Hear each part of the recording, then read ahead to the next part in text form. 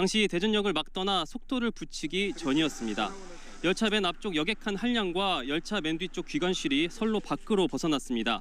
이 열차에는 승객 380여 명이 타고 있었는데 소방당국은 이번 사고로 승객 11명이 다치고 이 가운데 7명이 병원으로 옮겨졌다고 밝혔습니다. 주로 복도 쪽에 있던 입석 승객이 부상을 입은 것으로 알려졌습니다. 일단 승객들은 열차가 선로를 벗어난 직후 인근 철도 고객센터로 대피했다가 안내에 따라 버스 등 대체교통편을 이용해 수서와 평택, 오송 등으로 이동했습니다. 네, 이 달리던 열차가 왜 갑자기 탈선했는지 원인은 밝혀졌나요?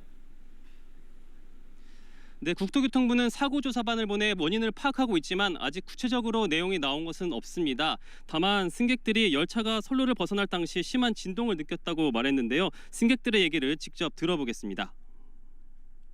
갑자기 차가 막 흔들리더라고.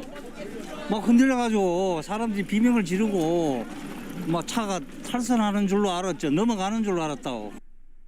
조금 가다가 멈추더만은 그래 바깥으로 창 쪽에 앉았으니까 내다 보니까 뭐 연기 같기도 하고 이래 좀 타는 냄새도 나고.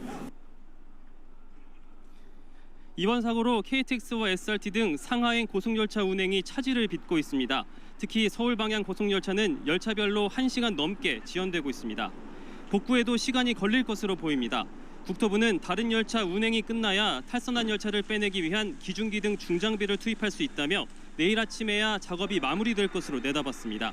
이에 따라 내일 새벽까지 열차 운행에 차질이 예상됩니다. 지금까지 대전 조차장역 사고 현장에서 KBS 뉴스 박연선입니다. 이 갑작스런 탈선 사고로 주요 역에서는 지금도 출발과 도착이 지연되고 있습니다. 승객들이 많이 늘고 대체 교통편도 찾기 어려운 금요일 저녁이어서 현장의 혼란은 더 컸습니다. 계속해서 김우준 기자입니다.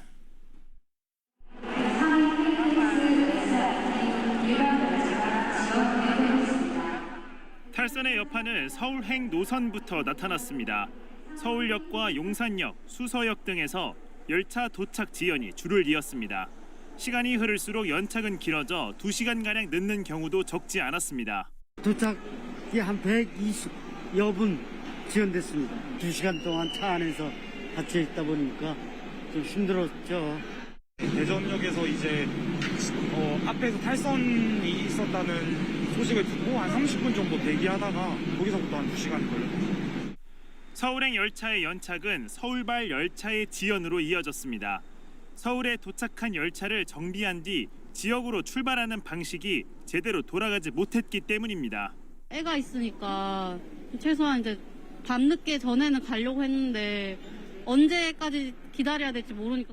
이 시간대에 다른 교통편을 이용하려고 하더라도 만만치가 않아서. 창구에서는 환불이나 교환 문의가 이어졌지만 직원들도 정보가 부족해 혼선을 키웠습니다.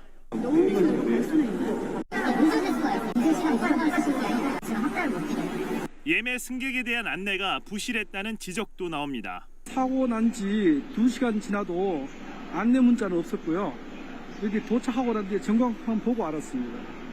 코레일과 SR 측은 내일 첫 기차부터 정상적으로 운영한다는 계획이지만 복구 작업이 상당히 유동적인 만큼 내일 기차를 예매하신 분들은 탑승 전에 반드시 확인하는 것이 필요합니다. KBS 뉴스 김우준입니다. 지루한 장맛비가 대부분 그치면서 오랜만에 이런 파란 하늘 또 따가운 햇살을 만났습니다.